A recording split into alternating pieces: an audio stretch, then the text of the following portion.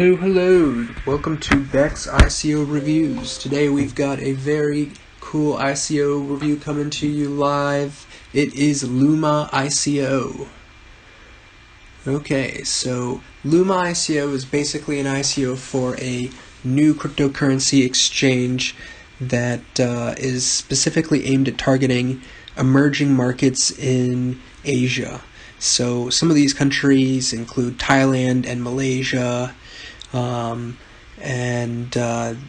These in particular have seen exponential growth in their markets in the last 2 to 3 years. And essentially what this means is that they need exchanges to meet the demand of this growth that they're seeing. If the growth continues and spreads to other countries, I know India has had a huge explosive growth as well. Maybe Pakistan. So there's a lot of potential here for demand to be met by this product. So we're going to go ahead and check out the website and do a quick little review so we get a sense of what's going on.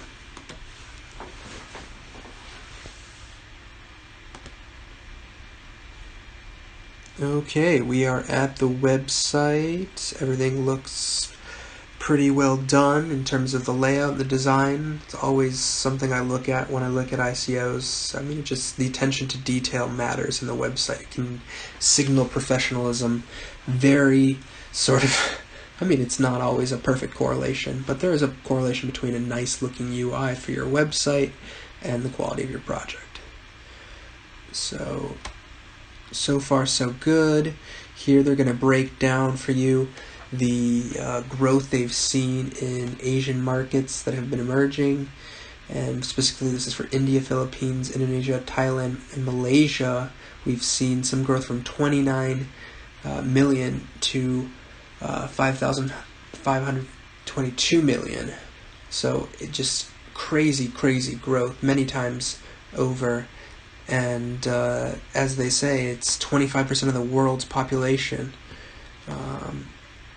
So potentially, the more exchanges there could be unmet demand, and the unmet demand would be filled by additional access to cryptocurrencies on different cryptocurrency exchanges.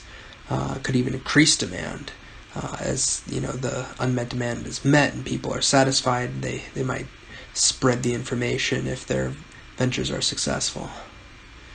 So yeah, they give a lot of information here specifically about the growth in this market. Really do a good job of trying to justify the use case, and it seems like if they can attract even a small portion of this market, they'll get a lot of attention, and it'll be a big exchange quickly. So I mean, everything always depends on regulatory issues. I know particularly with India is facing some regulatory issues. But if things work out, it's clear this market is interested, and this would be a place where it could be accessed. Okay, and yeah, the three sort of tenets of their exchange are providing great customer experience. They have 24/7 customer support, which is amazing. No other exchange I know of has that. And particularly when you're trying to invest in something and you want to know your funds are safe, and having that customer 24/7 access is just so crucial, and making sure everyone has their funds protected. And they're also making sure they're going to give you great trading tools, and sort of make the KYC process easier, and just sort of remove these barriers to adoption, which I think is a great idea. And they're going to work on making sure that there's liquidity, probably either through their own market makers or just the fact that the sheer volume that they're going to get from sort of opening in such a large market will provide the liquidity. Probably some combination. Yeah, as I said, 24/7 customer support. That's so important. Have the fast KYC and the very, the trading features for the technical analysis is always a great thing to have on the exchange. And as you can see, the design looks great. I mean, they've spent time thinking about the layout, and again, that shows professionalism, which leaks over into all departments. And they've already got some buzz going on, and are describing the process for listing tokens. Basically, they have a huge sort of advisory board that helps to assist decisions with sort of after vetting the team and the project. So they sort of check their projects twice before a listing. They're really serious about it, so that's super important for an exchange. Make sure there's no scam or pump and dump tokens, which so easily make their way into the markets and just hurt investors. And looks they got a loyalty program. Always like that. Hopefully there's some revenue redistribution. I know that they have their own token. Maybe they could be doing airdrops and coin burns for their own token for their own investors, or reduce fees. I want to see about that. Now there's different levels of loyalty. It looks like you're gonna have to pay for these. So and 24/7 is just platinum, but that's probably worth it for most people.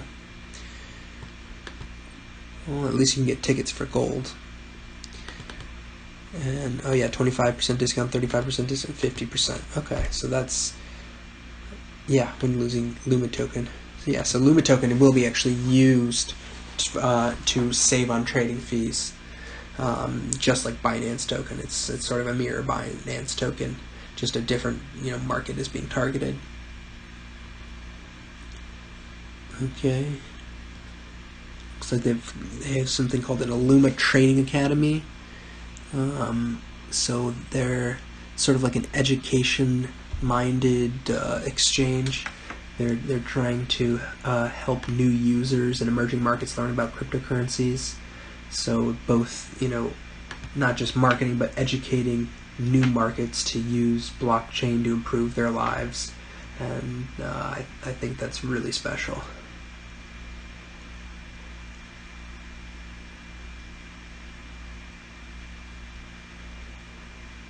Here they're talking a little bit about their token sale.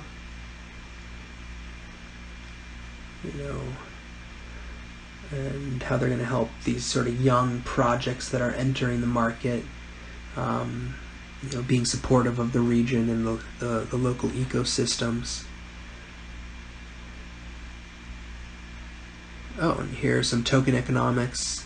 So 500,000 total token supply, or 500 million, excuse me. That's low. That's very low. This could be, that would make a $10 coin 5 billion. That's high in the current bear market, but remember Binance was around there previously.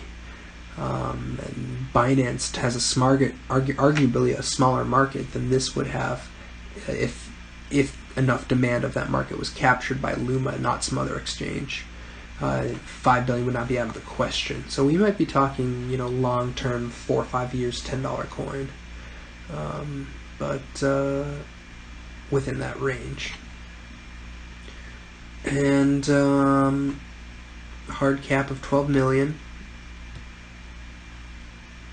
Okay, for the token sale.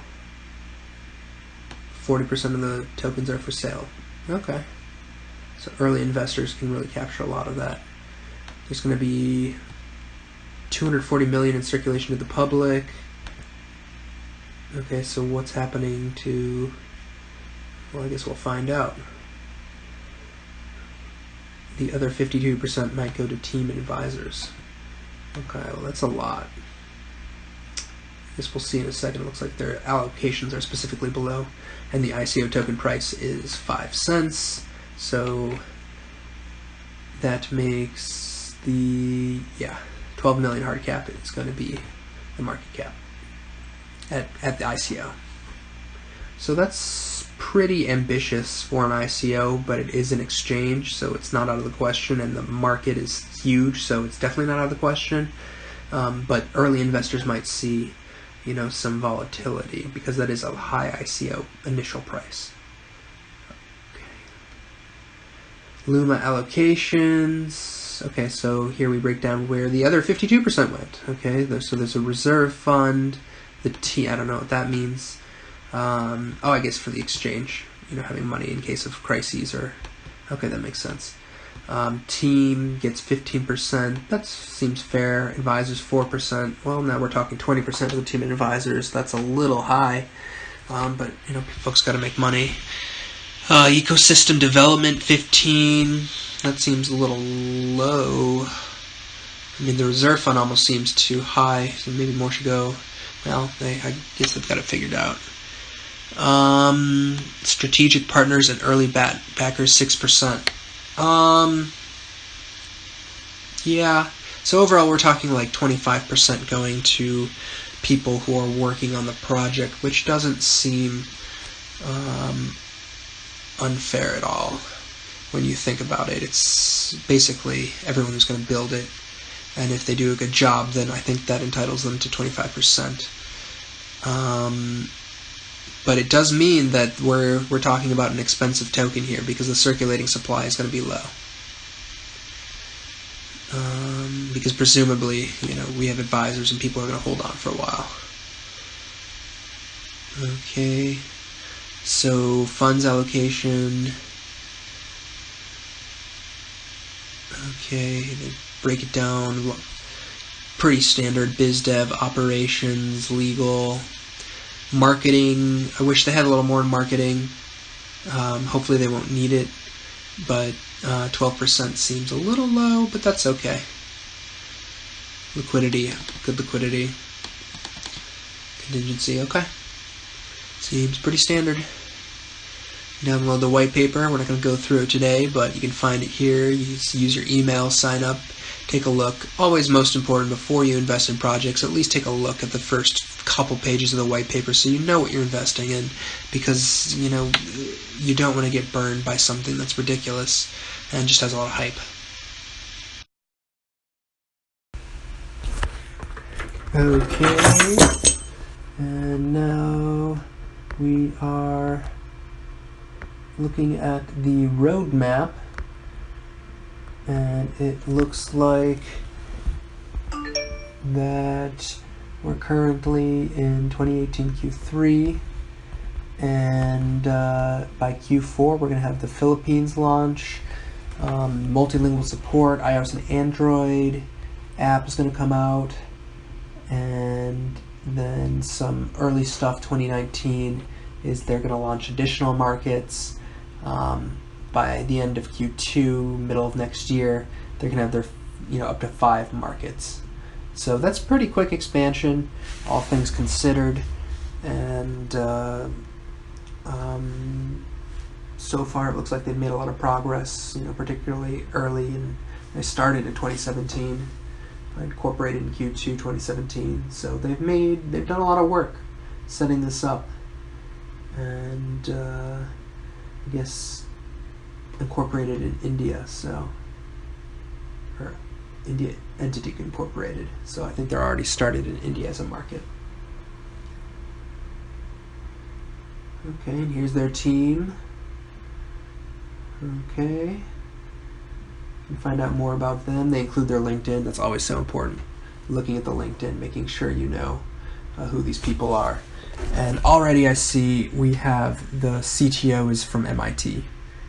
So just on the quality of the school and a PhD in computer science, that is next level.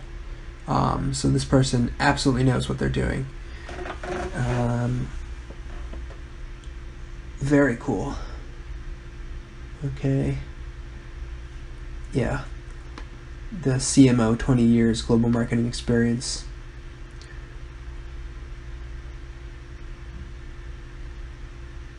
CEO, 10 years of experience as an entrepreneur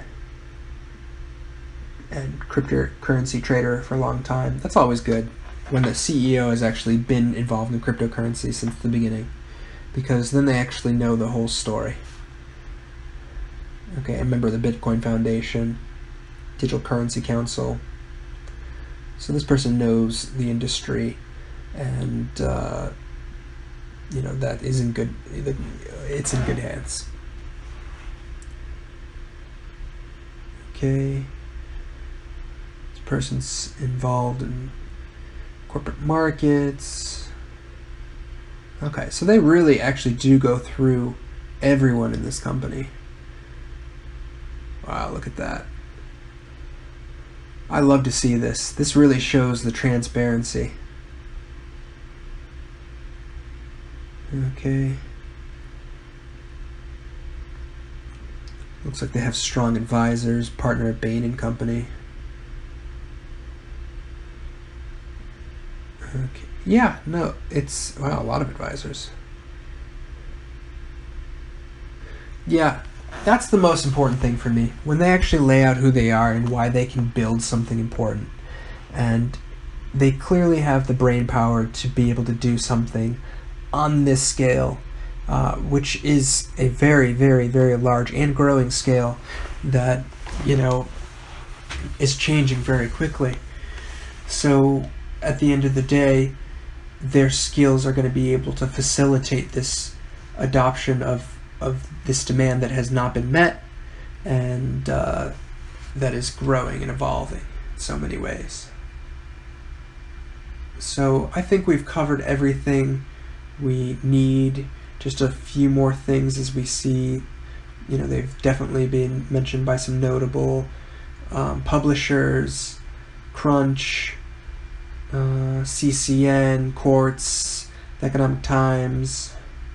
So, you know, people have paid attention. Business Standard. So I think this definitely checks out as an ICO. I think it's a interesting idea. I think it has a lot of potential to succeed, particularly in the market it's trying to take on. So I'm going to give this ICO a rating of 4.8. You know, I take off 0.2 just because I think it's such a hard thing to do, is to take a large market share out of that such a big market, particularly with, you know, competition that's there. But they offer things that differentiate themselves in the market, and I think ultimately that'll attract people who are sick of, you know, the lack of security, who are sick of, you know, not felt like they're actual customers and they're just, you know, victims essentially. So yeah, it's a great exchange. I'm gonna open up an account myself once it releases. So yeah, 4.8. Good job. And let me know, anyone, if you like my review, and if you want to see something else or have any questions or comments, just leave a comment. And don't forget to like and subscribe, and check out Alluma on your own to learn a little bit more. So take care, everyone, and we'll see you guys for the next review.